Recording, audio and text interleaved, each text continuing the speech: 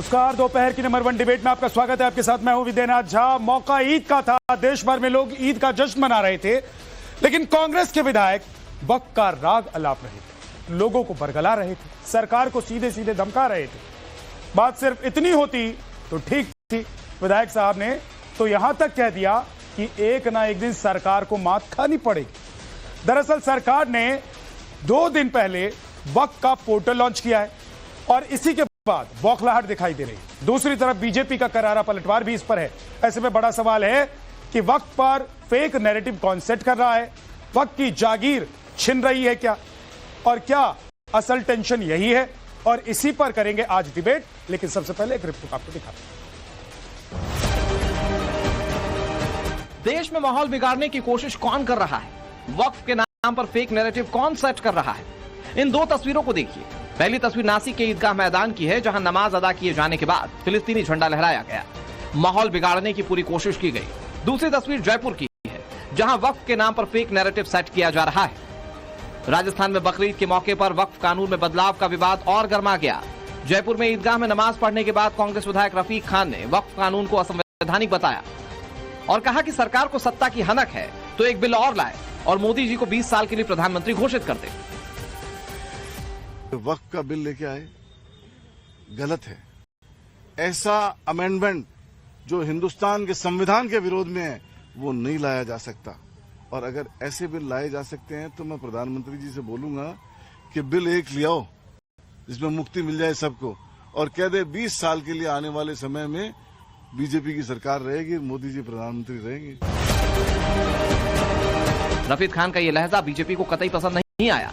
BJP विधायक ने रफीक खान के बयान पर पलटवार करते हुए कहा कि वक्फ कानून लाने का खामियाजा केंद्र सरकार को नहीं बल्कि खुद कांग्रेस विधायक रफीक खान को भुगतना होगा।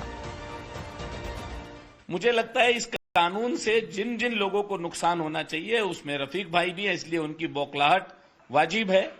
लेकिन तकलीफ इस बात की हुई कि ईद के दिन, जिस दिन आपसी सद्भावना का दिन होता है, लोगों से गले मिलकर और पुराने गिले शिकवे भुलाए जाते हैं, ऐसे दिन उन्होंने जहर घोलने का काम किया और इस तरह के शब्दों का प्रयोग किया कि केंद्र सरकार को इसका खामियाजा भुगतना पड़ेगा। निश्चित तौर पर मुझे लगता है कि उनकी बौखलाहट ये बता रही है कि उनको बड़ा नुकसान होने वाला है। मैं तो इतना जरूर कहना चाहूंगा उनसे कि ईद का और मस्जिद के सामने खड़े होकर ऐसे शब्दों का प्रयोग करना आपके लिए निंदनीय है। दरअसल वक्फ बिल मुस्लिम समुदाय के तथाकथित ठेकेदारों को पसंद नहीं आ रहा है। 2 दिन पहले सरकार ने वक्फ संपत्तियों के रजिस्ट्रेशन के लिए उम्मीद नाम से पोर्टल लॉन्च किया था। अब देश भर की वक्फ संपत्तियां इस एक जगह पर रजिस्टर्ड हो जाएंगी।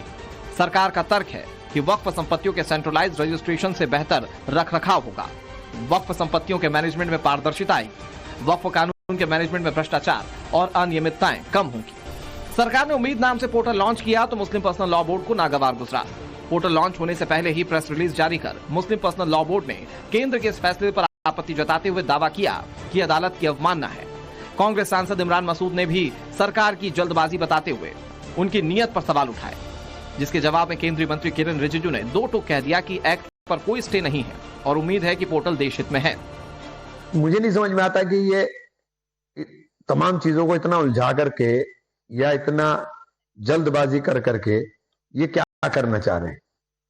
अभी सुप्रीम कोर्ट उसकी वैधानिकता के ऊपर जो रिट है उसके ऊपर सुनवाई कर रहा है कि उसके अंदर क्या क्या प्रोविजंस हैं। तो इतनी जल्दबाजी के अंदर ये निर्णय सरकार ले रही, तो कहीं ना कहीं सरकार की नीयत के ऊपर हमें शक होता है। इस देश में विरोध करने वाला कुछ तर्क तो देंगे ही, और विरोध करने वाला भी है तो, क्योंकि ये आजाद मुल्क है, हमारा लोकतंत्र है, तो बोलने में तो हम मना नहीं कर सकते हैं। सुप्रीम कोर्ट में कोई एक्ट को लेकर के स्टे नहीं दिया है, हियरिंग भी कंप्लीट हो गया है और हम उम्मीद करते हैं कि सुप्रीम कोर्ट को मालूम है एक्ट का क्या मायना रखता है। इसलिए हमारे जो कार्य है ये देश हित में है, जनहित में है। तो सवाल है कि देश हित में वक्फ तो विरोध क्या सिर्फ वोट बैंक की सियासत के लिए है? क्या वक्फ के नाम पर कांग्रेस भड़काने और बरगलाने का काम कर रही है? Bureau report, times now, Navbharat. तो सुना आपने कि ईद के मौके पर भी वक्त का राग अलापा जा रहा है। क्या यह नैरेटिव सेट करने की कोशिश है? सवाल यह है कि जिस दिन देश भर में लोग ईद मना रहे थे, उस दिन कांग्रेस के विधायक वक्त वक्त क्यों चिल्ला रहे थे? आज इसी पर बात करेंगे। हमारे साथ कुछ ही देर में बालमुकुंद आचार्य बीजेपी के विधायक जुड़ जाएंगे, राखी राठौड़ बीजेपी के प्रवक्ता हमारे साथ हैं, मोहम्मद फैज खान साहब राष्ट्रीय मुस्लिम मंच से हमारे साथ हैं, अश्विनी कुमार मिश्रा कांग्रेस के नेता हमारे साथ हैं, सैयद जवाद राजनीतिक विश्लेषक हमारे साथ हैं, अशोक यादव समाजवादी पार्टी के प्रवक्ता हमारे साथ हैं, बिलाल खान राजनीतिक विश्लेषक हमारे साथ हैं। आप सभी का बहुत बहुत स्वागत है। लेकिन सबसे पहले कांग्रेस को लेकर यह सवाल उठ रहे हैं। अश्विनी कुमार मिश्रा जी, आखिर क्यों एक ऐसा नैरेटिव सेट करने की कोशिश हो रही है जिससे देश आगे बढ़ चुका है, यह कानून आ चुका है और अब तो इसका पोर्टल भी लॉन्च हो चुका है? ये कानून नहीं आ चुका है, माफ कीजिएगा, आप अपने आप को थोड़ा दुरुस्त करिए। ये लंबित है, कोर्ट में लंबित है, कोर्ट में सब जुडिस केस है इसके लेकर के। और ये कानून कई तरीके से, इसमें अगर आप धार्मिक एंगल निकाल भी दें, हालांकि भारतीय जनता पार्टी हमेशा धर्म की राजनीति करती रही है। मैं एक चीज आपको भी क्लियर कर देता हूं, आप भी अपने आप को थोड़ा सा करेक्ट कर लीजिए। कानून अदालत में नहीं, हमारे संसद में कानून बनते हैं और उसके बाद वो मामला कोर्ट में है, लेकिन ये कानून संसद से पास हो चुका है उसको और अदालत अपना आखिरी फैसला इस पर सुनाएगा। लेकिन उस पर आप लोग मैं पूछ रहा हूं अश्विनी कुमार मिश्रा जी कि जो मामला अगर मान लीजिए आपके हिसाब से कोर्ट में है, तो फिर उसको आप लोग जिंदा क्यों रखना चाहते हैं? उसका नैरेटिव क्यों सेट करना चाहते हैं? नैरेटिव और ऐसे मौके पर सेट कर रही है ना, उम्मीद जिस दिन ईद है, पूरे देश में लोग ईद मना रहे हैं। आप बताइए, भारतीय जनता पार्टी ने उम्मीद पोर्टल कल ही लॉन्च किया है ना। भारतीय जनता पार्टी ने उम्मीद पोर्टल कल क्यों लॉन्च किया जब केस सब जुडिस है? और रही बात लेजिस्लेशन लाने की, लेजिस्लेशन तो भारतीय जनता पार्टी एनजीएसी भी लाई थी, जो कोर्ट ने हटा दिया। तो कोर्ट के पास रिव्यू की पावर होती है, जिससे कोई भी कानून जो देश के खिलाफ, संविधान के खिलाफ है, उसको कोर्ट हटा सकता है। और मैं आपको गिना सकता हूं इसमें कितनी सारी प्रॉब्लम है इस कानून में। लेजिस्लेशन पॉइंट ऑफ व्यू से बता सकता हूं आपको, मैं जुडिशरी पॉइंट ऑफ व्यू से बता सकता हूं। आप सोचिए, इसमें बफ बाय यूजर का प्रावधान हटा दिया गया है। अगर बफ बाय यूजर का प्रावधान हटा दिया गया है, दूसरी तरफ आप बोल रहे हैं कि सारी प्रॉपर्टीज को डिजिटलाइज करेंगे, जो कि ऑलरेडी आपने खुद स्टेटमेंट दिया है पार्लियामेंट में कि 99% डिजिटलाइज है। अब आपने बफ बाय यूजर हटा दिया, डॉक्यूमेंट्स मांगेंगे, उनके बफ बाय यूजर के डॉक्यूमेंट रजिस्ट्रेशन के होंगे नहीं, तो आप क्या करेंगे? उन प्रॉपर्टीज को कब्जा करके अपने अदानी अंबानी जैसे मित्रों में दे देंगे। ये संविधान के आर्टिकल 21 का भी वायलेशन है, जो एक्स पोस्ट फैक्टो लॉ का अपोजिशन है। यूनिवर्सली आप कोई भी कानून को एक्स पोस्ट फैक्टो यानी पास में जाकर के अप्लाई नहीं कर सकते हैं। बट जो इस कानून में जो प्रावधान भारतीय जनता पार्टी लाई है, ये कोर्ट में ठहरने वाले नहीं है। आप कितना भी उम्मीद पोर्टल लगा लो, कुछ भी लगा लो, हमको थोड़ा सा दौड़ना पड़ेगा, कोर्ट जाना पड़ेगा, एक इंटरमीडिएट इंजेक्शन लाना पड़ेगा। पर भारतीय जनता पार्टी की यहां नीयत साफ दिखती है कि ये सिर्फ और सिर्फ पोलराइजेशन की पॉलिटिक्स करना चाहते हैं। नहीं तो क्या जरूरत थी उम्मीद पोर्टल लॉन्च करने की, वो भी ईद से एक दिन पहले की? आप क्या हिंदू मुस्लिम डिवाइड क्रिएट करना चाहते हैं देश में? तो ये भारतीय जनता पार्टी की नीयत को दर्शाता है। रही बात इसके और प्रावधान की, आप इसमें एक और प्रावधान बोल रहे हैं कि प्रैक्टिसिंग मुस्लिम।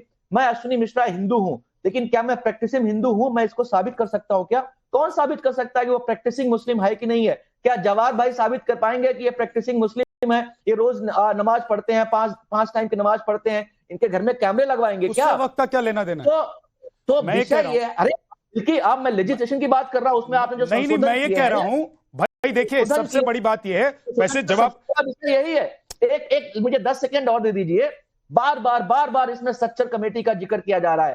अब मैं भारतीय जनता पार्टी प्रवक्ता से पूछना चाहूंगा कि स्ट्रक्चर कमेटी की 5 टॉप रिकमेंडेशन बता दीजिएगा जो इसमें उन्होंने इनकॉर्पोरेट की हो। ये सिर्फ और सिर्फ बिल जो है, ठीक है अश्विनी भाई, मैं ये कह रहा हूं कि भाई आपने ही शुरुआत में कहा कि कोर्ट में मामला है, तो इंतजार कर लेते ना। आपके विधायक, आपके नेता इतने परेशान क्यों हो रहे हैं? क्यों देश में वो एक नैरेटिव गढ़ना चाह रहे हैं? और उन्होंने खास मौका ईद का क्यों चुना? क्योंकि उनको पता है कि ऐसे दिन अगर हम बयान देंगे तो देश भर में जो मुस्लिम समुदाय के लोग हैं उनकी भावनाएं ज्यादा भड़केंगी। मोदी जी से गुजारिश करिए कि विपक्ष को भंग कर दे, ताकि विपक्ष जो है सरकार से सवाल न करे और सरकार अपनी अनारकी चलाती रहे। ठीक है, राखी राठौर जी देखिए, सुप्रीम कोर्ट ने साफ साफ ये बात कही है कि संवैधानिक तरीके से ये कानून लाया गया है। अश्विनी जी बार बार बात कर रहे हैं, लेकिन मुझे बता दें कहां पर रोक लगाने की बात की है। जबकि सुप्रीम कोर्ट ने जब कहा कि ये संवैधानिक तरीके से आया हुआ एक कानून है, तो मुझे लगता है कि उसके इम्प्लीमेंटेशन के लिए जो प्रोसेस जरूरी है वो सरकार ने चालू कर दिया है। लगातार संविधान की दुहाई लगातार कांग्रेस पार्टी देती है, लेकिन संवैधानिक तरीके से जो कानून पास होता है उसका विरोध और उसको धमकी भरे शब्दों में आकर सड़क पर बोलना, क्या ये संवैधानिक तरीका है? मैं विद्यानाथ जी आपसे एक सिंपल बात कहना चाहूंगी कि प्रधानमंत्री जी ने जब जब ये प्रयास किया है कि मुस्लिम समाज का सुधार हो, हर बार ये सब विरोध हुआ है। 3 तलाक की बात थी, तब कहा गया कि नौजवानों को जेल में भर दिया जाएगा। धारा 370 के वक्त भी कहा खून की नदियां बह जाएगी। लेकिन एक 3 दिन पुराना उदाहरण आपको बताना चाहूंगी, जो नेशनल कॉन्फ्रेंस इंडिया अलायंस के ही पार्टनर है, उन्हीं के मुख्यमंत्री हैं, जब चुनाव ब्रिज के लिए प्रधानमंत्री जी गए, उनका लोकार्पण हुआ, तो उन्होंने साफ शब्दों में उसको अप्रिशिएट किया। ये यही व्यक्ति है जो धारा 370 के हटने के बाद में विरोध कर रहे थे। अल्टीमेटली मुस्लिम समाज भी ये चाहता है कि उनके बच्चों का आगे सुधार हो, परिवार आगे बढ़े, जिस उद्देश्य के साथ में काम किया गया उस उद्देश्य की पूर्ति हो। और इसीलिए नेशनल कॉन्फ्रेंस के मुख्यमंत्री ने खड़े होकर के ये कहा कि ये बहुत अच्छा काम जो है, और कश्मीर के अंदर फिर से एक मुख्य धारा में जोड़ने का काम हमारे देश से हुआ है। आप देखिएगा, वक्फ कानून जब इंप्लीमेंट होगा तो निश्चित तौर पे जो गरीब वंचित मुस्लिम्स हैं उनको उनके अधिकार मिलेंगे, और उन अधिकारों के साथ में जो प्रोग्रेस होनी चाहिए थी वो होगी। मैं तो कांग्रेस से पूछना चाहती हूँ, ये बताइए कितने विधवाओं के साथ में आप लोगों ने अच्छा काम कर दिया, उनको कहां पर उनका डेवलपमेंट की बात करी, कितने स्किल डेवलपमेंट की बात कर ली, कितने हॉस्पिटल्स खोल दिए। एक देश के अंदर तीसरी सबसे ज्यादा प्रॉपर्टी रखने वाली अगर सिस्टम काम ना कर पाए तो क्या उसमें सुधार की आवश्यकता नहीं है? आप इसको अप्रिशिएट कीजिए, और आकर के आप लोग ईद वाले दिन आकर सड़क पर आकर धमकी भरे शब्दों में, खामियाजा उसे ही होगा जिसको इस बात से प्रॉब्लम हो कि मुस्लिम समाज जागरूक हो रहा है।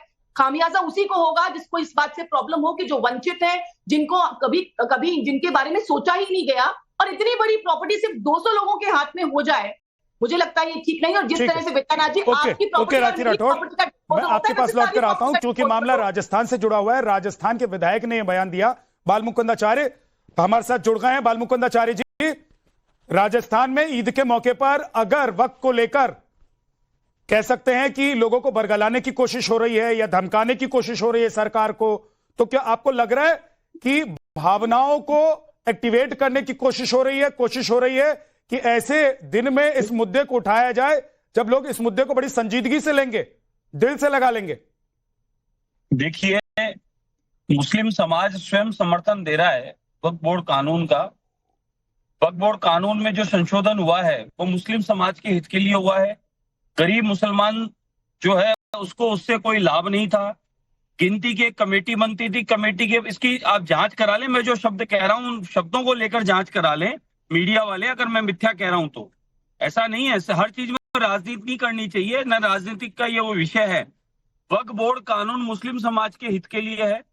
वक्फ बोर्ड में कमेटी के 5-11 लोग अपने प्लॉट जमीन पर कब्जा करते थे और जमीन को हथिया लेते थे, उन्हीं के लोग बैठकर फैसला दे दिया करते थे। ऐसे अनगिनत मामले हैं जो मुस्लिम समाज ने ही आरोप लगाए हैं कि वक्फ बोर्ड की जमीन पर इन लोगों का अतिक्रमण है, बेचान करते हैं, प्लॉटिंग करते हैं, किराए पे चलाते हैं, होटल बनाते हैं, स्कूल इत्यादि बनाकर किराए पर देते हैं। वक्फ बोर्ड की जमीन पर कोई धर्मशाला बनाई हो, कोई हॉस्टल बनाया हो बच्चियों के लिए, वक्फ बोर्ड की जमीन पर कोई भी सार्वजनिक हितकारी काम किया हो तो प्रमाण हो तो बता दो। मेरे पास खुद के पास करबला के लोग आए थे कि वक्फ बोर्ड की जमीन पे रफीक खान उनके साथियों ने कब्जा कर रखा है, और वक्फ बोर्ड की जमीन पे मुस्लिम समाज जो 50 साल से रह रहा था उनको रातों रात बेदखल कर दिया, और वे गरीब मुसलमान आज रोड पे रहने की स्थिति में है। यानी वक्फ बोर्ड के नाम पे लैंड जिहाद है। जमीन पे देखिए आप क्या हॉस्पिटल बने हुए हैं, कांग्रेस के पेट में दर्द इस बात का है कि कांग्रेस कर रहे हैं 3 तलाक कानून से मुस्लिम समाज की बहन बेटियों को लाभ मिला।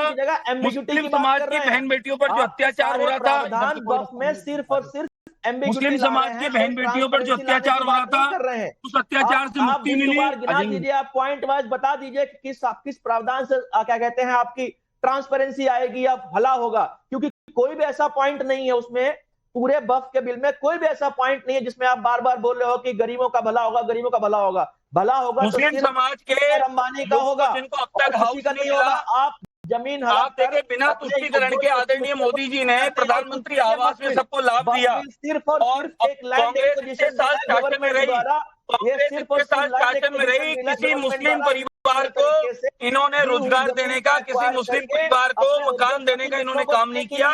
मुस्लिमों की तुष्टीकरण राजनीति की और इनको मदरसा बोर्ड में वक्फ बोर्ड में फंसाए रखा और मुस्लिम समाज का इससे विकास नहीं हो पाया। ठीक है। आज मुस्लिम समाज मुख्य धारा से जुड़ गया और समर्थन कर रहा है हमारी एनडीए सरकार को और मोदी जी को समर्थन कर रहा है। कहीं ना कहीं यही पेट का दर्द कांग्रेस और विपक्षियों के मन में है और वह पेट का दर्द ही लोगों को ये वक्फ बोर्ड से बरगलाने काम कर रहे हैं। ये बरगलाना नहीं कहते, ये धमकाने का काम कर रहे हैं। ये धमका रहे हैं काम तो भारतीय जनता पार्टी कर रही है। मैं आपसे खुला चैलेंज करके पूछ रहा हूं, आप बताइए इससे कौन सा भला होने वाला है?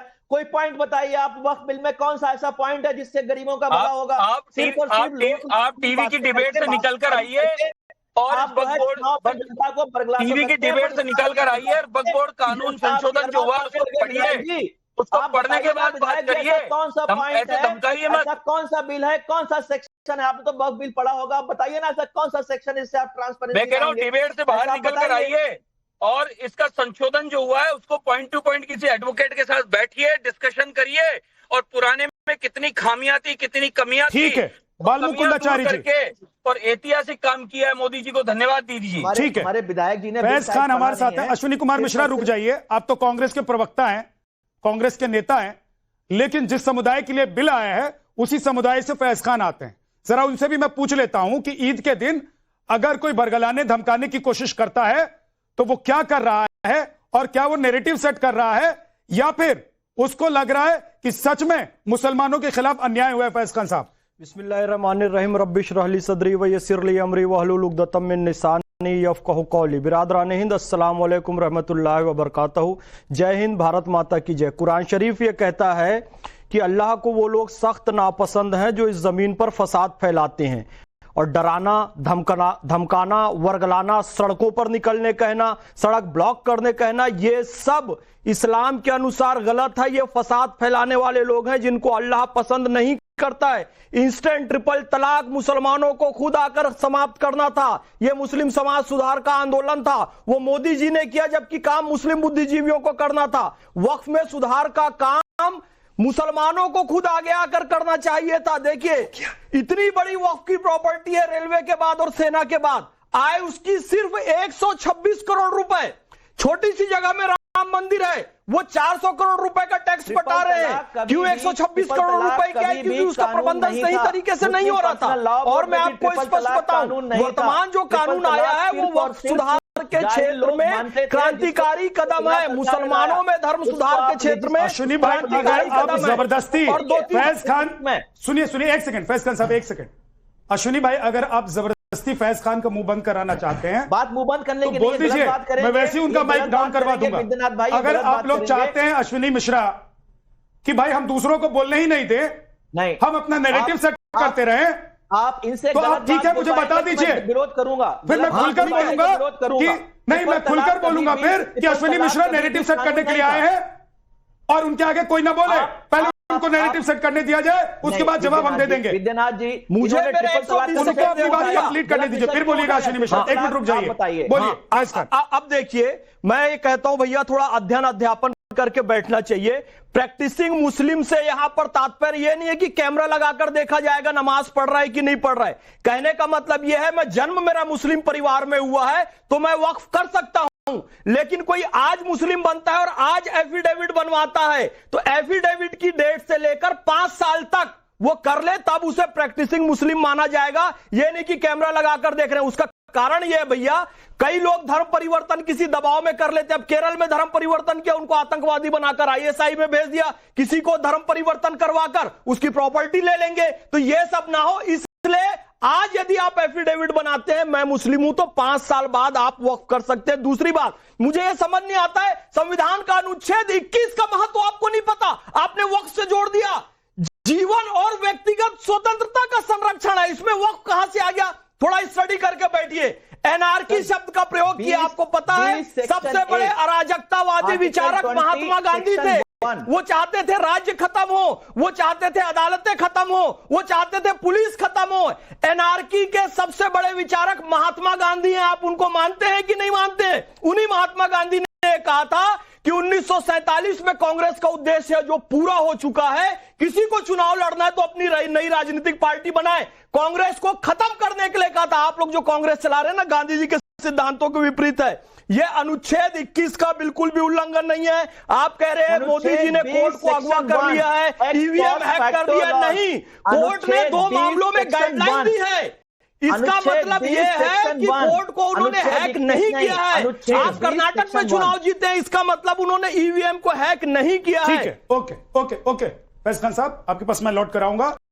सही जवाब, अगर फैज खान कह रहे हैं और वो तर्क दे रहे हैं, इतनी सारी बातें गिनवा रहे हैं, वो कह रहे हैं कि भाई ये जो कानून आया है इसमें कोई दिक्कत नहीं है, तो कोई राजनीतिक पार्टी, उसका विधायक या उसका प्रवक्ता नेता अगर बरगलाने की कोशिश करता है या फिर कोई नैरेटिव सेट करने की कोशिश करता है, तो क्या आप लोग उनके खिलाफ खड़े होंगे या आप लोग उनके साथ खड़े होंगे? जी, बहुत बहुत धन्यवाद आपको और आपके सभी दर्शकों को मेरा जय हिंद, जय संविधान। देखिए, नाउम्मीदी का जो पोर्टल इस वक्त भारतीय जनता पार्टी ने चलाया है, पूरा देश का मुसलमान उम्मीद नहीं नाउम्मीद जरूर हुआ है भारतीय जनता पार्टी के इस पोर्टल से। और रही बात देश को धमकाने की, अरे भारतीय जनता पार्टी के वो नेता, वो सांसद जो सुप्रीम कोर्ट के जजों को धमकाते हैं, जो सुप्रीम कोर्ट के दिए हुए डिसीजन की धज्जियां उड़ा करके फेंक देते हैं, तो वो कोर्ट का सम्मान करेंगे। इनकी जो संस्था है आरएसएस, जिसने हमेशा संविधान का विरोध करा हो, जिसने तिरंगे का विरोध करा हो, जिसने इस देश के कॉन्स्टिट्यूशन का विरोध करा हो, वो आप तवक्को करते हैं इन नेकर छाप लोगों से ये उम्मीद नहीं करना चाहिए कि देश के अंदर ये तिरंगे का सम्मान करेंगे। ये वो पार्टी के लोग हैं जो प्रॉब्लम क्या है, आप ये बताइए प्रॉब्लम। ये बीच में काहे के लिए बोलने लगी मोहतरमा? ये तकलीफ क्यों होने लगी? इनको रोकेंगे नहीं। इस तरह से कोई भाषण सुनने नहीं आया है। एक सेकंड प्रॉब्लम है, ये बताइए मुद्दे पे प्रॉब्लम है। देखिए, अगर मुझे सही जवाब, एक सेकंड राखी जी, एक सेकंड रुकिएगा। राखी जी, एक सेकंड, लेकिन डिबेट का एक सलीका होता है, बिल्कुल, और मैं उसी तरीके पे आपको ला रहा हूँ, डिबेट के तरीके पे ही आपको ला रहा हूँ।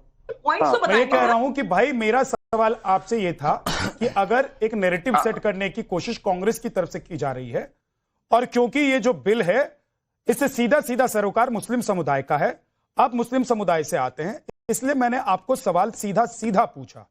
बीजेपी अच्छी है, आरएसएस अच्छी है, बीजेपी बुरी है, आरएसएस बुरी है, कांग्रेस अच्छी है, कांग्रेस बुरी है, इस पर तो डिबेट नहीं हो रहा है ना।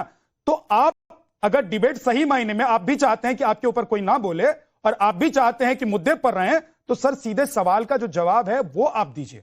अब आप बोलिए सर। और मैं इतना समय आपने सबको दिया तो मैं उम्मीद ये कर रहा था, आपको पूरा समय दूंगा, लेकिन आप डिरेल करते रहेंगे ना। आप ये बताते रहेंगे कि संघ, आप ये बताते रहेंगे बीजेपी, ये तो सबको पता है कि सैयद जवाद बैठे हैं तो बीजेपी के खिलाफ बोलेंगे, संघ के खिलाफ बोलेंगे, ये किसी को बताने की जरूरत नहीं है ना सैयद भाई, इसलिए मुद्दे पर बोलिए। विद्यानाथ झा जी, मैं ऊपर हवा में नहीं बात करता हूं, मैं जड़ों को पकड़ता हूं। जो भारतीय जनता पार्टी की जड़ है, मैं वहां पर जो है सवाल दागता हूं तो लोगों को तकलीफ होती है, और तकलीफ होना लाजमी भी है। दूसरी बात कह रहा हूं, ये आज बता रहे हैं कि मुसलमानों के बहुत खैरख्वाह लोग हैं, मुसलमानों के लिए बहुत अच्छी अच्छी स्कीमें चला रहे हैं, ट्रिपल तलाक। तो ये बताइए मुसलमानों को माइनॉरिटीज का बजट कितना देते हैं? जो स्कॉलरशिप मुसलमान बच्चों को पढ़ने वाली दी जाती है, उसको तो ये खत्म कर रहे हैं। मुसलमानों को जो देने वाला माइनॉरिटीज का बजट होता है उसको घटाते चले जा रहे हैं। और आप बताइए, जो मुसलमानों को पढ़ने वाले मदरसे हैं, जिनको अनुदान खुद सरकार देती है, उनको खत्म कर रहे हैं। मुसलमानों की एजुकेशन और सच्चर कमेटी और कुंटू कमेटी की जो रिपोर्ट ठंडे बस्ते में डाली हुई है, उनको लागू नहीं कर रहे हैं, और यहाँ कह रहे हैं आकर के हम मुसलमानों के बहुत बड़े। इसका जवाब आपको बीजेपी की प्रवक्ता देंगी अल्पसंख्यकों को। राखी जी इसका जवाब आपको देंगी, लेकिन सैयद जवाब मेरी एक बात सुनिए, मैं ये आपसे पूछ रहा हूँ सर, एक सवाल मैं बीच में आपको रख रहा हूँ। ना, दिस इज टोटली अनफेयर। आप मुझको 10 सेकंड, मैंने आपको पूरा 1 मिनट का टाइम दिया, उससे ज्यादा का वक्त दिया है, क्योंकि अब आप जो सवाल उठा रहे हैं उसका जवाब मैं पहले ही कह रहा हूं कि बीजेपी की प्रवक्ता देंगी, बीजेपी की तरफ से बैठी नहीं है। लेकिन मैं आपसे कह रहा हूं कि आप जब ये कहते हैं कि सरकार हमें अनुदान नहीं दे रही है, हमारे अनुदान को घटा रही है, सरकार हमारे मुआवजे को घटा रही है, तो मुझे आपकी बात समझ में आती है। लेकिन वक्फ को लेकर जब आप सवाल उठाते हैं तब आप क्यों नहीं कहते हैं कि अवैध तरीके से वक्फ का कब्जा जमीनों पर रहा है? तब आप क्यों नहीं कहते हैं कि वो मुस्लिम समुदाय के लोग जो इससे पीड़ित हैं उनको उससे आजादी दिलाने में इस कानून से मदद मिलेगी? तब आप लोगों की जुबान क्यों बंद हो जाती है? वो इसलिए बंद हो जाती है क्योंकि भारतीय जनता पार्टी में बहुत से नेता भूमाफिया हैं जिनको टिकट देकर के सदन के अंदर बैठाला हुआ है। बहुत से लोग ऐसे हैं जो आज मंत्री के बने हुए भूमाफिया हैं, उनका डिस्कशन नहीं करते ना। अरे भाई सुनिए, भूमाफिया कौन सी पार्टी में नहीं है, इसका डिटेल नहीं चाहिए। ये तो पूरा ब्यौरा जब इलेक्शन कमीशन के पास चुनाव होते हैं तो इलेक्शन कमीशन के पास पूरा ब्यौरा जाता है। कितने सांसद ऐसे सैयद जवाद जी, सैयद जवाद भाई, मैं कह रहा हूं कि इसका ब्यौरा ऑनलाइन है सब कुछ। मैं पूछ रहा हूं आपसे कि भाई आपकी जुबान क्यों बंद हो जाती है? आपके मुंह पर ताला क्यों लग जाता है जब आपसे मैं सवाल पूछता हूं कि वक्त से इसी समुदाय के कितने लोग पीड़ित हैं और वक्त ने कैसे अवैध कब्जे के जरिए पूरे हिंदुस्तान भर में अपनी जायदाद बढ़ाई? तब आपकी जुबान क्यों बंद हो जा रही है? अच्छा, ऐसे कितने इनके उद्योगपति मित्र हैं जिन्होंने भारतीय जनता पार्टी के आने के बाद, मतलब मेरे सवाल का जवाब आप नहीं देंगे, आप सवाल पर सवाल करेंगे। आप नहीं, मैं तो सवाल पर आप सवाल करेंगे, जबकि आपको मैंने इसलिए बुलाया है कि जो सवाल उठ रहे हैं उसका जवाब आप दे पाए। अरे भाई दे रहा हूं, आप रुकिए तो 10 सेकंड भी रुकते नहीं। आप सवाल पर अगर सवाल उठाएंगे तो फिर सवाल का जवाब कैसे मिलेगा? जाजी, इतने सवाल अगर हम भारतीय जनता पार्टी पे दाग देते तो ये जो है वक्फ का जो नाउम्मीदी का कानून है वो आते ही नहीं देते। मैं आपसे पूछ रहा हूं कि अगर ये नाउम्मीदी का कानून है तो उन लोगों की उम्मीद का क्या जो पीड़ित थे, जिनकी जमीन वक्त को दे दी जाती थी नहीं चाहते हुए भी, और उन लोगों का क्या जिनकी जमीन पर वक्त का कब्जा था? भाई 10 सेकंड, कौन सी जमीन है? कितना ब्यौरा है आपके पास? कितने लोगों केसेस चल रहे हैं? आप तो ये कहते हैं कि केसेस जो है वो कोर्ट में नहीं जाते, ट्रिब्यूनल में चलते हैं। तो ट्रिब्यूनल इस देश के कौन चला रहे हैं? मुसलमान चला रहे हैं या सरकार चला रही है? इस देश के अंदर जो ट्रिब्यूनल चल रहे हैं, जो आपके कहने के मुताबिक उस ट्रिब्यूनल की कोई वैल्यू नहीं है, तो फिर ट्रिब्यूनल हटा दीजिए, सीधा कोर्ट में केस जाए, फिर दिक्कत क्या है? हम तो कहते हैं ट्रिब्यूनल की वैल्यू है। ये तो भाजपा के लोग कह रहे हैं कि ट्रिब्यूनल की। भाई मैं कह रहा हूं, अगर आप कह रहे हैं ट्रिब्यूनल की वैल्यू नहीं, आप कह रहे हैं कि ट्रिब्यूनल सरकार ही चला रही है, तो फिर उस ट्रिब्यूनल की वैल्यू नहीं है तो उसको हटा दीजिए, फिर तो कोर्ट में ही जाइए। फिर इस कानून में दिक्कत क्या है? चला रही। अब एक सेकंड रुकिए, राखी राठौर, आप जवाब देना चाहते हैं? जवाब दीजिए। इन्होंने जो क्वेश्चन पूछा, जो मुझसे सवाल पूछा, सैयद भाई, डिबेट का निचोड़ है। देखिए, इन्होंने बात की अनुदान की, इन्होंने बात की स्कॉलरशिप। मुझे बताइए, देश के अंदर तीसरी सबसे बड़ी प्रॉपर्टी अगर होल्ड कर रहा है कोई सिस्टम, तो क्यों जरूरत पड़ती है कि सरकार से अनुदान लेना पड़े? क्यों जरूरत पड़ती है कि स्कॉलरशिप के लिए सरकार का मुंह देखना पड़े? स्ट्रक्चर कमेटी में यही कहती है कि साल में 12,000 करोड़ की जो इनकम होनी चाहिए वो 126 करोड़ ही हो रही है। इसका मतलब ये हुआ कि वक्फ बोर्ड ढंग से काम नहीं कर रहा, इसीलिए सरकार की तरफ देखना पड़ता है। जहां तक मोदी जी की बात है, देखिए हमारे देश के अंदर 15% मुस्लिम है, लेकिन मुद्रा योजना के अंदर 31% मुसलमानों ने उसका फायदा उठाया है। आवास योजना के अंदर 30% मुसलमानों ने उसका फायदा उठाया। किसान सम्मान निधि के अंदर 33% फायदा उठाया है। तो आदरणीय प्रधानमंत्री जी ने लगातार हर वर्ग के लिए काम किया, ऐसा नहीं कि इस पर्टिकुलर एक सेकंड रुकिए। सैयद जवाद, जिस तरीके सैयद जवाद आपको इसलिए नहीं बिठाया कि आप बोलते रहेंगे, दूसरों को नहीं बोलने देंगे। सैयद जवाद सुनिए, अभी आप कायदा कानून सिखा रहे थे कि डिबेट का क्या कायदा होता है, क्या कानून होता है। अरे भैया, अभी कायदा कानून को आपने अपनी जेब में डाल लिया क्या? रुक जाइए एक सेकंड, राखी को बोलने दीजिए। आप जवाब देना चाहते हैं, मैं आपके पास आऊंगा, बोलिएगा। रुक जाइए, ऐसे नहीं, ये डिबेट आपके हिसाब से नहीं चलेगा, ये डिबेट आपके हिसाब से नहीं चलेगी। रुक जाइए, बोलिए, मुकाबला करना होगा। रुक जाइए, मैं आपकी आवाज को डाउन नहीं करवाना चाहता हूं सैयद जवाद, अच्छा नहीं लगता है, आप समझा कीजिए बात को। और मैं ये भी नहीं चाहता हूं कि एक दूसरे के ऊपर लोग बोले, एक एक करके बोलिए। आप बोलना चाहते हैं, मैं वापस आऊंगा। 2 मेहमानों के पास अभी मैं जा नहीं पाया हूं, आपको इतना वक्त दे दिया है, अब रोना मत रोइएगा कि मेरे को देखिए विद्यानाथ जी, राखी बोलिए। जब हम लोग अल्पसंख्यक वर्ग के लिए जिस तरह का इन्होंने सवाल पूछा कि उनके अनुदान, उनके स्कॉलरशिप की बात करते हैं, मुझे बताइए कहीं ना कहीं प्रॉब्लम तो थी, तभी तो देश के अंदर जो तीसरी सबसे ज्यादा प्रॉपर्टी होल्ड करने वाला वक्फ बोर्ड है, जिस पर्पस के लिए उसको बनाया गया था, वो डिफीट हुआ है। और इसीलिए उन्होंने प्रूव कर दी इस बात को, वो डिफीट हुआ है, इसीलिए उसमें सुधार की जरूरत है और इसीलिए उसमें इंप्रूवमेंट के लिए हम लोग आए हैं। देखिए प्रधानमंत्री जी ने कभी ये नहीं कहा कि किसी पर्टिकुलर वर्ग को कुछ फायदा मिलना चाहिए। चार जो जातियां उनकी बात की, चाहे वो गरीब, किसान, महिला और युवा, इनकी बात करिए। इसलिए आवास योजना के अंदर 15% अगर मुस्लिम वर्ग है तो आवास योजना के अंदर 31% ने फायदा उठाया, मुद्रा योजना में 33% ने फायदा उठाया, किसान सम्मान निधि में 37% लोगों ने फायदा उठाया, जनधन योजना के अंदर 42% लोगों ने फायदा उठाया। वो फायदा इसलिए उठा क्योंकि सबका साथ, सबका सम्मान और सबके साथ हम लोग काम करना चाहते हैं और वही आदरणीय मोदी जी कर रहे हैं। इस तरह के एलिगेशन मत लगाइए। अच्छा काम किया होता तो आपके ही वर्ग के लोग आज हमारे राजस्थान के अंदर एक सेकंड, दोनों को ऑडियो, आप दोनों रुक जाइए प्लीज। राखी जी एक सेकंड रुकिएगा। मुझे लगता है कि सैयद जवाद, आप जैसे देश में कानून व्यवस्था चलाना चाहते हैं, जिस हिसाब से देश में आप रहना चाहते हैं, उसी हिसाब से डिबेट आप चलाना चाह रहे हैं। मैं ऐसे नहीं चलाने दूंगा। अगर अगली बार मेरी इजाजत के बिना और मेरे सवाल के बिना या मैं आपको टाइम दूं उसके बिना आप बोलेंगे तो मैं आपकी आवाज डाउन कर दूंगा। आपको बैठना बैठिए और जाना हो चले जाइएगा खुशी खुशी। रुक जाइए। आप अगर बोलना चाहते हैं उंगली उठाइएगा, आपके पास मैं आऊंगा। अशोक यादव जी, अगर सैयद जवाद कह रहे हैं कि भाई मुसलमानों के लिए अभी तक जो अनुदान राशि थी या सरकार की तरफ से जो फंड जाता था, यह सरकार उसमें कमी कर रही है। मेरा सवाल यह है अशोक जी कि अगर वक्फ अभी तक देश की तीसरी सबसे बड़ी संपत्ति वाला एक बोर्ड था, तो ऐसे बोर्ड और ऐसे समुदाय जिससे यह बोर्ड जुड़ा हुआ है, उसको कहीं और से पैसे और संपत्ति की जरूरत क्या है? देखिए विद्यानंद भाई, आप लोगों का सबसे बड़ा समस्या यह है कि आपको सब कुछ नहीं दिख रहा, सिर्फ और सिर्फ वक्फ दिख रहा है। अब मुझे लगता है कि आजादी के बाद से कई इंटरनेशनल एजेंसियों की मैं रिपोर्ट आपको बता रहा हूं कि आजादी के पहले जो आर्थिक विषमता थी विद्यानंद भाई, उससे ज्यादा आर्थिक विषमता मोदी काल में आई है। गरीब और गरीब होता गया, अमीर और अमीर होता गया। तो अगर सरकार की मंशा है कि वेल्थ डिस्ट्रीब्यूशन या लैंड डिस्ट्रीब्यूशन प्रॉपर तरीके से हो, गरीब मुसलमानों को मिले, पसमानदा मुसलमानों को मिले, तो ये वेल्थ डिस्ट्रीब्यूशन में इतना अनियमितता क्यों? सवाल तो उठता है। आजादी के बाद इससे ज्यादा मतलब आर्थिक विषमता दर थी जो आज मोदी रिजीम में हुई है।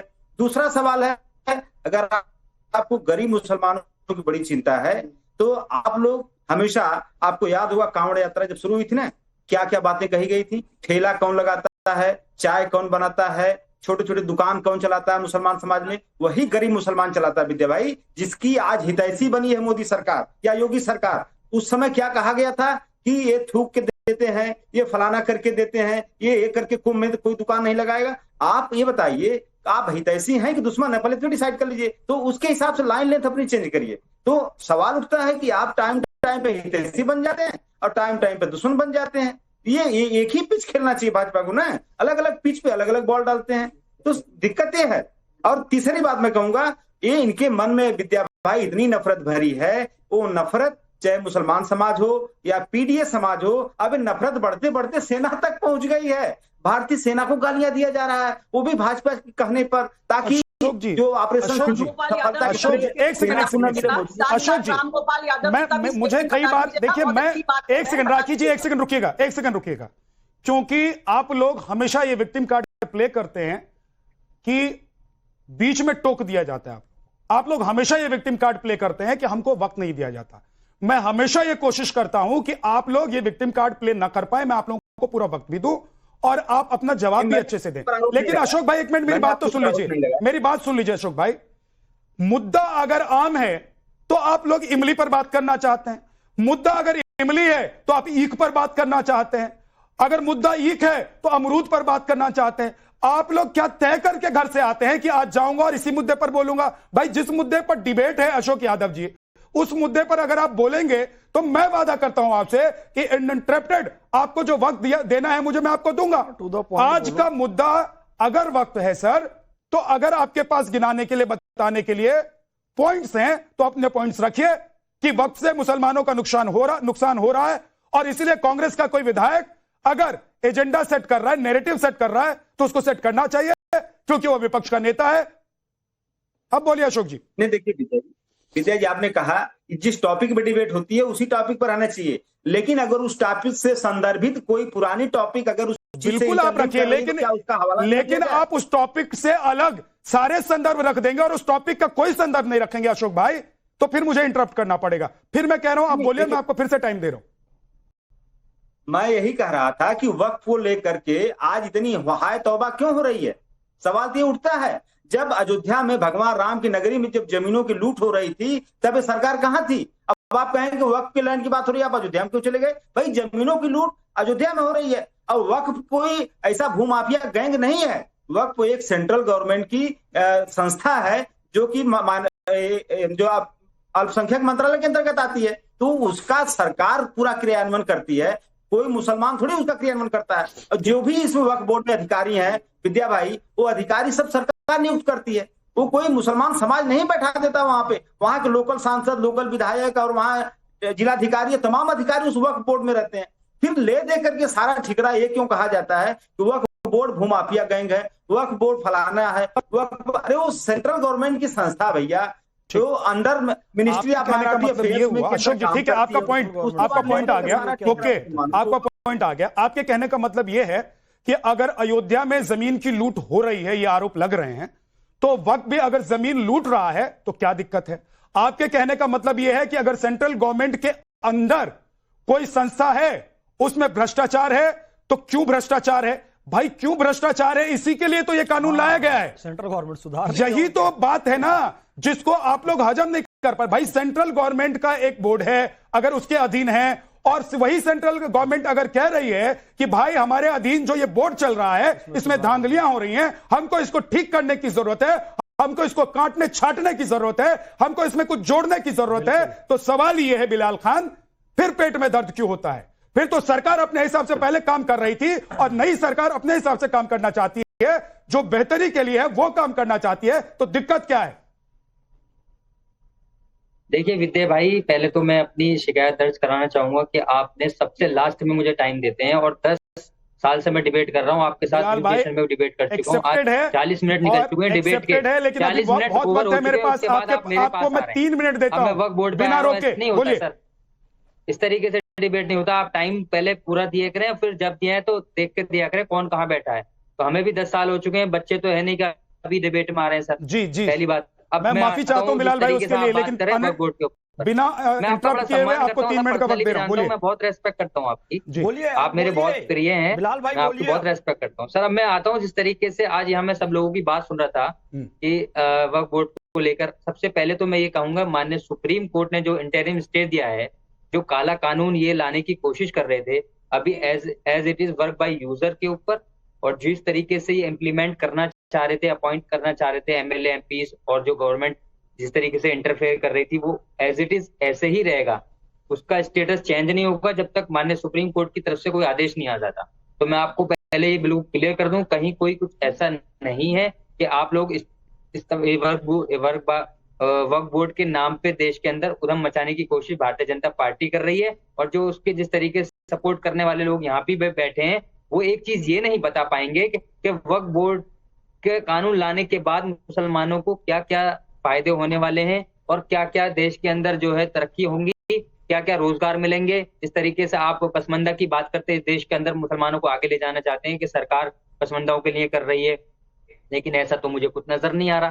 क्या सरकार सोच रही है मुसलमानों के लिए? वक्फ बोर्ड के नाम पर जिस तरीके से आज देश के अंदर जहां जहां वक्फ बोर्ड की प्रॉपर्टीज हैं, उसको आप कहीं ना कहीं ये पावर देकर कलेक्टर को पावर देंगे, डीएम को पावर देंगे, और फिर उसको जो है जमीन को एक विवादित बनाकर जिस तरीके से देश के अंदर बुलडोजर लगातार चला रहे हैं, वही मानसिकता साफ नजर आती है भारतीय जनता पार्टी की, खुलेआम नजर आ रही है। और देश में जो नफरत वक्फ बोर्ड के नाम से इन्होंने डालने की कोशिश की थी, वो लगातार बढ़ती जा रही है नफरत। लेकिन आज देश का जो युवा है वो रोजगार मांगता है। जिस तरीके से आज देश के अंदर हालात पैदा कर दिए इन्होंने, चाहे वो जीएसटी के नाम पे हो, जिस तरीके से देश के अंदर लगातार कोई भी मुद्दा हो उसको हिंदू मुसलमान बनाने की कोशिश करते हैं, उनको मंदिर मस्जिद बनाने की कोशिश करते हैं, और फैज भाई जैसे लोग उसको सपोर्ट करते हैं। ऐसे लोगों को टोपी बना के आप बिठा देते हैं और फिर उनको जो है बोलना पड़ता है कि ये फायदेमंद है या ये नहीं है, वो नहीं है। तो ये आपका प्रोपेगेंडा खुल चुका है सरकार, ये कब तक करेंगे? अगर आप टोपी पहनकर नहीं बैठे हैं,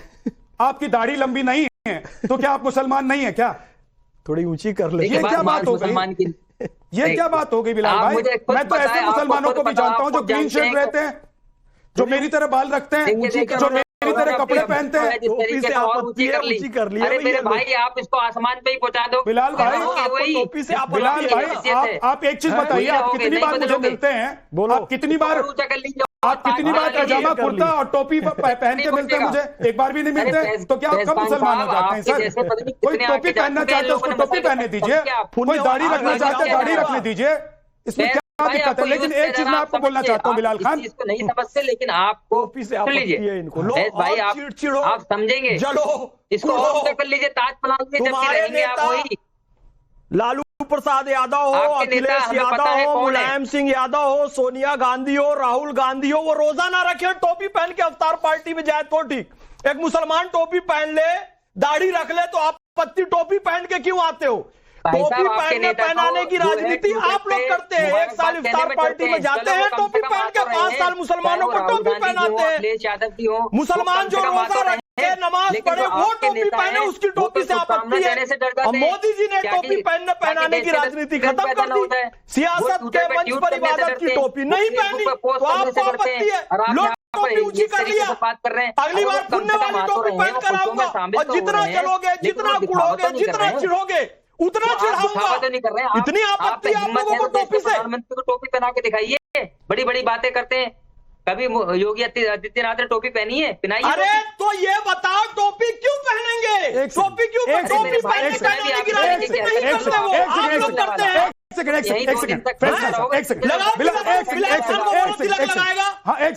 बिलाल भाई, मेरे कहने पर हाथ में कलावा बांधेंगे? हाँ बिल्कुल, मेरे कहने पर हाथ में कलावा बांधेंगे? नहीं, आपके कहने न कहने से पहनने की बात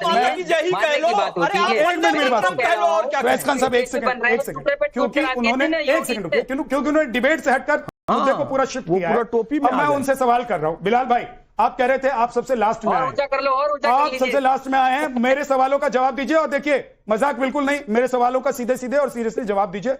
मेरे कहने पर कलावा बांधेंगे? मेरे कहने पर कलावा बांधेंगे? मेरी जो आस्था होगी आप तो मेरे मित्र है ना, मेरे कहने पर कलावा बांधेंगे? क्यों पहनूंगा कलावा? आप मेरे मित्र है ना, मेरे कहने पर कलावा बांधेंगे? मैं आपके कहने से क्यों बांधूंगा भाई? जो मेरी आस्था होगी वो पहनूंगा। तिलक लगाएंगे? मुझे सुनिए, मुझे अगर वंदे मातरम बोलेंगे? वंदे मातरम बोलेंगे? कुछ कहेंगे तो मैं पहनूंगा ना। वंदे मातरम बोलेंगे ना? वंदे मातरम बोलेंगे? सभी जीत सकते हैं, बोली से जीत सकते हैं। मैं कह रहा हूं कि भाई साहब, लेकिन जिस सियासी पार्टी को या जिस नेता को जो सूट करता है वो खुल्लम खुल्ला वो करता है। आप लोग जब नहीं चाहते कि कोई आपके साथ जबरदस्ती करे और आपका मित्र भी आपको कलावा और तिलक नहीं लगवा सकता है, तो आप क्यों चाहते हैं कि मोदी जी किसी मंच पर टोपी पहने? टोपी पहनकर दूसरों को टोपी पहनाना उससे ज्यादा बेहतर तो यह है कि भाई बिना टोपी पहने दूसरों के लिए कुछ बेहतर काम कर जाना। बिलाल खान, जाइए, जवाब देना चाहते हैं जल्दी से, 30 सेकंड सर, अब वक्त नहीं है बस। वो समुंदर खंगालने में लगे हैं, मेरी कमियां निकालने में लगे हैं, जिनकी खुद की तहमत फटी हुई है वो मेरी टोपी उछालने में लगे हुए। अपनी फटी हुई तहमत सिल लो, मुसलमानों में एजुकेशन का काम करो, मुसलमानों के विकास का काम करो, टोपी पहनाने की राजनीति बंद करो, समझो इस बात को। बस इतना ही कहना था मुझे। ओके, सैयद जवाद बहुत देर से कुछ बोलना चाह रहे हैं, बीच में उन्होंने उंगली भी उठाई थी, मैं उनके पास नहीं जा पाया हूं। सैयद भाई, अब बोलिए, आप क्या कहना चाह रहे हैं? और आ रहा हूं आपके पास। नहीं, अश्विनी भाई आपके पास भी आ रहा हूं। फैज खान साहब ने यहाँ पर अपनी टोपी ऊंची कर ली, बहुत अच्छे लग रहे हैं आप, बहुत अच्छे लग रहे हैं। और मैं तो चाहता हूं कि फख्र से मुसलमानों का सर भी ऊंचा करें, टोपी ऊंचा ना करें, मुसलमानों को सर भी फख्र से ऊंचा करें। बिल्कुल फख्र से ऊंचा मुसलमानों का सर। हज जाएगा मुसलमान, कोई डोनेशन लेके नहीं जाएगा, अपने पैसों से जाएगा। मुसलमान पढ़ेगा अपनी प्रॉपर्टी से पढ़ेगा, किसी से उधारी लेकर नहीं पढ़ेगा। इस्लाम का जो भी काम होगा अपनी मेहनत की कमाई से होगा, याद रखना। ठीक है, एक सेकंड उनको बोलने दीजिए। देखो क्या है फैज भाई, मैं तो चाहता हूं भारतीय जनता पार्टी तुमको टिकट दे राज्यसभा भी भेजे, लोकसभा का भी टिकट दे, विधानसभा का भी टिकट दे, लेकिन बार बार अपनी टोपी ऊंची करते रहोगे और जहां पर आकर के बोलते रहो, कोई फायदा नहीं होना चाह रहा। मैं तो चाहता हूं कि विधानसभा जाओ, लेकिन पॉलिटिकल रिप्रेजेंटेशन देते नहीं, खाली मुसलमानों का खून चूसने की बात कर रहे हो आप। है आपको मुस्लिम समुदाय का कोई व्यक्ति टोपी ऊंची करे ये पसंद है, या कोई आप लोगों को टोपी पहनाता रहे? सरकार में आने के बाद कोई आपको टोपी पहनाता रहे और 50-60 साल तक टोपी पहनाता रहे, वो आपको बेहतर लगता है कि आपको फैज खान जैसे लोग जो सीना तान कर टीवी पर खड़े होकर अपनी टोपी ऊंची कर रहे हैं, आपको वो अच्छा लग रहा है? मैं तो कह रहा हूं फख्र से सर ऊंचा करें। ये टोपी ऊंची करके पॉलिटिकल स्टंट करने से बेहतर है कि विधानसभा जाओ, टिकट लो भारतीय जनता पार्टी से। इंशाल्लाह जाएंगे, वहां भी जाएंगे इंशाल्लाह। मुसलमानों का सिर ऊंचा है और ऊंचा रहेगा इंशाल्लाह। किसी के भीड़ पर नहीं पड़ेगा। इन सालों के अंदर आज के लिए भी आपको डोनेशन चाहिए, सरकार के सामने गिड़गिड़ाओगे, ये तो गलत बात है ना। मुसलमानों का बजट वक्त नहीं है। 20 सेकंड राखी राठौड़ और 20 सेकंड अश्विनी मिश्रा। 20 सेकंड। सैयद भाई रुक जाइए, ये टोपी का खेल मत खेलिए, ये खेल बहुत पुराना है और इस खेल में किसी का फायदा नहीं है। टोपी जो पहन रहा है उसको पहनने दीजिए, जो नहीं पहन रहा है उसको मत पहनने दीजिए। आप भी टोपी पहनकर नहीं आए हैं, इसका मतलब ये नहीं कि आपने अपनी बिरादरी छोड़ दिया है, आपने धर्म बदल लिया है। राखी राठौड़ बोलिए, 20 सेकंड आपको, उसके बाद अश्विनी मिश्रा 20 सेकंड आपको। रफीक खान ने जो कहा, जो सड़क पे धमकी दी वो गलत था। रफीक खान ने जो कहा वो गलत था, वो नहीं करना चाहिए था। संवैधानिक तरीके से जो काम हो रहा है उसको आपको सपोर्ट करना चाहिए। और मैं तो बिलाल खान साहब से ये कहूंगी, जैसे उमर अब्दुल्ला ने अप्रिशिएट किया है, आप देखिएगा जल्दी आप भी अप्रिशिएट करेंगे जब वक्फ बोर्ड के माध्यम से जो गरीब मुस्लिम्स हैं उनका काम होगा। जो महिलाएं हैं, आप देखिए पहले क्या होता था, महिलाओं से बिना पूछे ही उसके हस्बैंड की अगर डेथ हो गई तो वक्फ चली गई संपत्ति, वो महिला अपने बच्चों को कहां से पालेगी, क्या करेगी? अगर ट्रांसपेरेंसी आ रही है, ऑडिट हो रही है, क्या प्रॉब्लम है? अच्छी बात है। अगर जो आप जिस तरीके से आपकी प्रॉपर्टी का निस्तारण होता है उसी प्रोसेस से मेरा और उसी प्रोसेस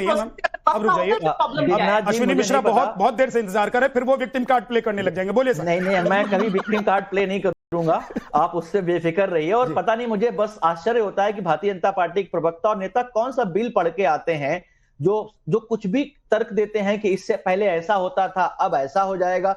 मैंने चैलेंज करके पूछा कि आप पॉइंट वाइज बता दीजिए कि आपके संशोधन बिल में ऐसा कौन सा क्राइटेरिया है जो आप क्लेम कर रहे हो जिससे उनका भला होगा।